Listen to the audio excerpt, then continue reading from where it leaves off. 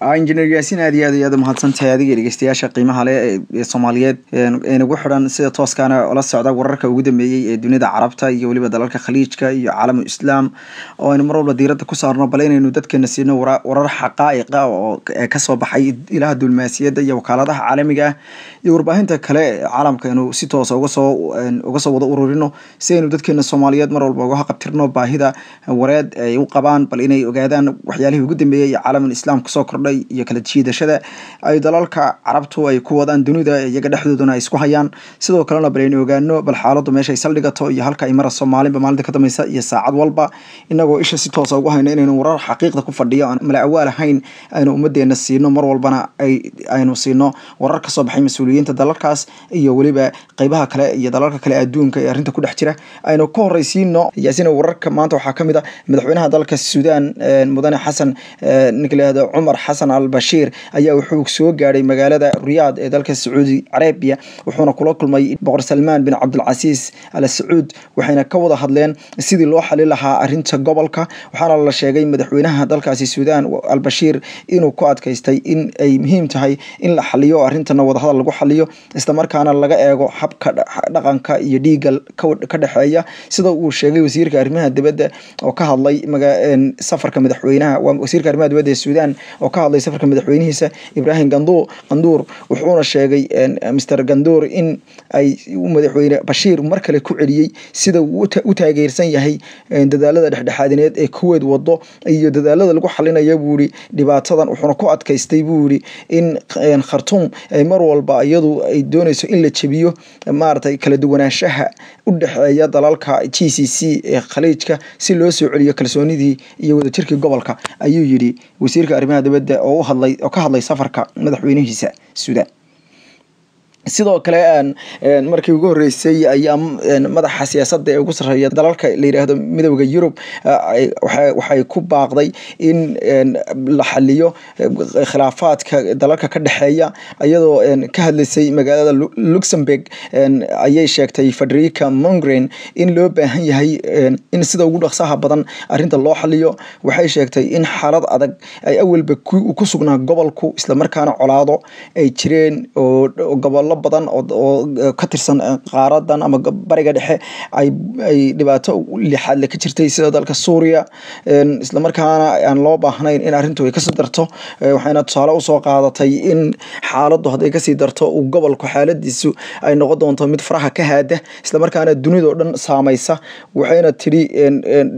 culays kasta iyo qalalaasa kasta colaad kasta kala duwanaansho kasta iyo ismaandhaaf kasta waxaa lagu xalin karaa miiska korkiisa iyadoo loo marayo bay tiri wada hadal iyo dhexdhexaadnimo iyo in bay tiri loo tanaasulo bay tiri danta guud ee la wada leeyahay ee siyaasadeed ta dhaqaale iyo ta dhaqan ayay sheegtay ama ku celisay Federica Mogherini ayay si kulul u tiri waxayna tiri in qaaradda Yurub annagu hadaan nahay arrinta waxaan u aragnaa inay arrin khatar tahay oo runtii ay noqon karto arrin masiibo ku noqoto bay tiri caalamka hadii aan la xalin oo ay ka faa'iideystaan bay tiri cid badan oo sidoo kale waxay tiri arrintu waxay si sahlan ugu fidi kartaa labada qaaradood ee Aasiya iyo Afrika hadhowtana dunida kale ay soo gaari kartaa waxayna tiri khatar iyo masiibo ku fulan awalba gobolku way ka jirtay waxaana loo baahan yahay arrinta in la xaliyo waxay runtii qoraal dheer ayay ka akhriday shirkaas Luxembourg waxayna ku celcelisay gabadhaas inay runtii loo baahan yahay in arrinta sida ugu dhaqsaha badan miiska la sugu yimaado oo arrinta la xaliyo arrintana lagu dhameeyo bay tiri miiska dushiisa isla markaana waxay tiri la soo celiyay kalsoonidii ka dhaxaysay golaha la yiraahdo Gulf Cooperation Council ama GCC ee golaha wada shaqeynta dalalka Khaliijka sidoo kale hogaamiyaha ama amiirka aan iraahdo amiirka magaalada Abu Dhabi ee dalka isku taga Imaaraadka Carabta ayaa gaaray magaalada Qaahira ninka la yiraahdo Mohammed bin Sayed Al Nahyan ayaa wuxuu la kulmay madaxweynaha dalkaasi Masar ninka la yiraahdo Abdul Fattah Al Sisi waxayna labada hogaamiye soo saareen goor dambe war qoraal ah oo ay sheegeen inay ku baaqayaan in dhammaan la joojiyo bay yiraahdeen sida ay muhiimka u tahayna loo ogaado bay yiraahdeen la dagaalanka argixisada iyo in laga hortago bay yiraahdeen cid kasta oo argixisada caawinaysa oo waxay yiraahdeen dhaqaale siinaysa isla markaana la joojiyo bay yiraahdeen taageerada dhinaca siyaasadeed iyo tan warbaahineed ee la siinayo bay yiraahdeen waa sida lagu sheegay war qoraal ah oo xafiiska madaxweyne Al-Sisi laga soo saaray laguna tilmaamay in kulanka uu ka dhashay laakiin laguma xusin dalka Qatar lamana soo hadal qaadin labada nin waxay sheegeen inay labadooda dal ka wada shaqeyn doonaan inay arinta way ugu yeedheen dhaqaalaynta ama baritaarka bay yiraahdeen argagixisadu ay noqon doonto bay yiraahdeen mid cawaaqib xumo ku ah dagaalka looga soo horjeedo sidoo kalena ay kooxaha kharbuda ay helayaan bay yiraahdeen oo dadyow iyo dalal ka helayaan taageero balse marnaba may magacaabin ama may magac dhabin dalka Qatar inkasta oo luqadda diblomaasiyadeed ee lagu hadlayo iska cadahay sidoo kale dalka Qatar ayaa hore waxaan u sheegnay in dalka Qatar uu wado olole dhinaca sharciyada caalamiga ah isla markaana uu adeegsanayo axadiyada kala duwan ee qaramada midoobay iyo kan Geneva Conventions ayagoo runtii wada olole ay ku dardar gelinayaan inay arinta caalamiyeeyaan waxay Qatar markii ugu horeysay dacweysay laba TV oo midna fadhigiisu yahay dalka isku taga Imaaraadka Carabta oo ah TV-ga la yiraahdo Sky Abu Dhabi oo ah qaybta afka Carabiga ku hadashay Sky News oo laga leeyahay dalka Ingiriiska balse xaruntiisa ama qaybtiisa Carabta la hadasha oo fadhigeedu yahay dalka isku taga Imaaraadka Carabta gaar ahaan magaalada Abu Dhabi iyo waliba TV-ga kale ee Saudi Arabia leedahay la yiraahdo Al Arabiya waxayna sheegeen in ay sameeyeen warar been abuur ah iyo warar la faarfikeeyay ama la bedelay iyo sidoo kale codad aan macquul ahayn oo yiraahdeen gabigooduba waa been waana wax la dhoodhoobay waxayna u gudbiyeen hay'adda dhinaca sharciyada ee dalkaasi Britain la yiraahdo Carter Park waxaana la sheegay in hay'addu iyo looyaradeedu hadda ay ka fikrayaan inay maxkamad geeyaan dacwad ka dhana labadaas TV ama labadaas warbaahinood waxaana runtii Qatar ku nuxsanaysaa inay hayaan cadeymo dhammaan waxa laga sheegay ama TV-yadaas laga sii daayay inay yihiin kuwa been abuur ah oo la dhoodhoobay sidoo kale madaxa guud ee shirkadda Qatar Airways oo runtii in badan asag warbaahinta ku soo noqnoqday tan iyo intii ay saameysay shirkadiisa hawada laga mamnuucay dalalkaas afarta ah ee la yiri Qatar Airways ma kormari karto Akbar Al-Bakar ayaa wuxuu wareysi siinaya aan iraahdo hay'adda AB aan iraahdo Associated Press ee dalkaasi Faransiiska ayaa wuxuu sheegay in dalka Qatar ama diyaaraddiisa Qatar Airways runtii dhaawaca loo geystay uu noqon doono mid weligii allihii yacni ku reeba buu yiri nabar ku reeba oo dhaawacaas waxaa doona buu yiri mid xanuun leh wuxuuna ku baaqay in arintaas caalamku soo farageliyo isla markaana hay'adiisu aysan hayn hay'ad siyaasadeed ay tahay hay'ad shacabka u adeegta oo diyaarad dad shacab qaada ay tahay oo ganacsi wuxuuna ugu baaqay madaxweynaha Mareykanka Donald Trump inuu arinta soo farageliyo isla markaana uu hubiyo in sida ugu dhaqsaha badan uguna suuragalsan loo qaado buu xanimaada la saaray diyaaraddiisa wuxuuna sheegay in uu mar walba maanka ku hayo waa Donald Trump in dalkiisa uu yahay buu yiri dalalka xulafada ah ee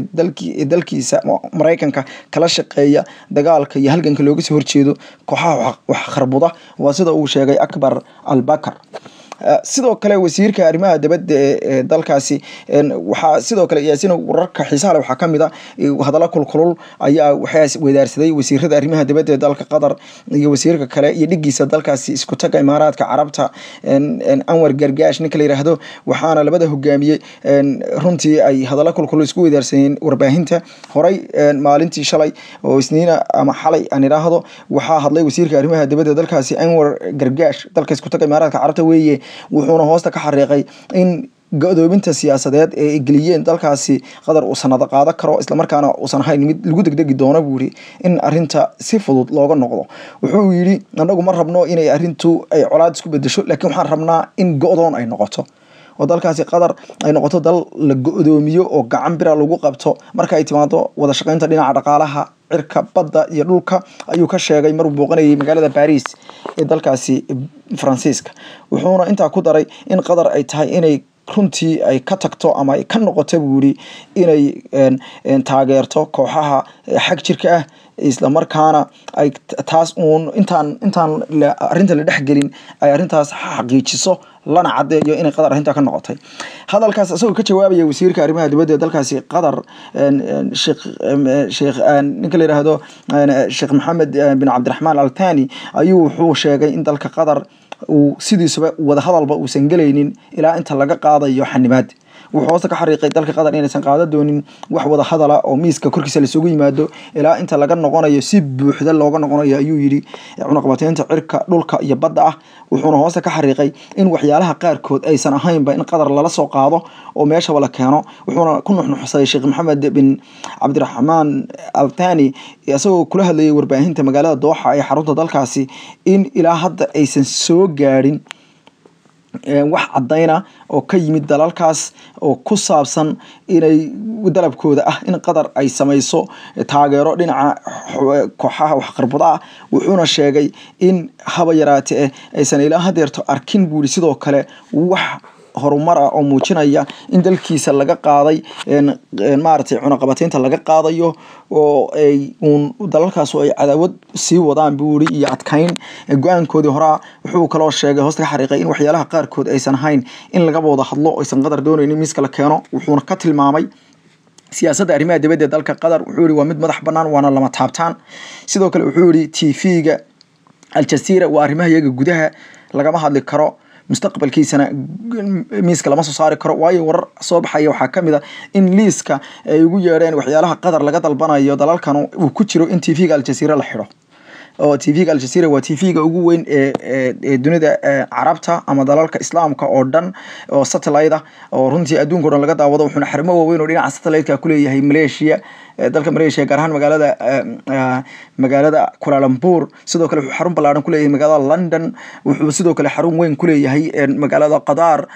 sidoo kale Faransiiska iyo dalka Mareykanka oo la yiraahdo Al Jazeera America ay ka fureen dhowr sano ka hor waana TV kamid ah TV-ga iyada adduunka ama caalamka ugu waaweyn waxyaalaha ay codsanayaan bayna kamid tahay waxayna leeyihiin waxay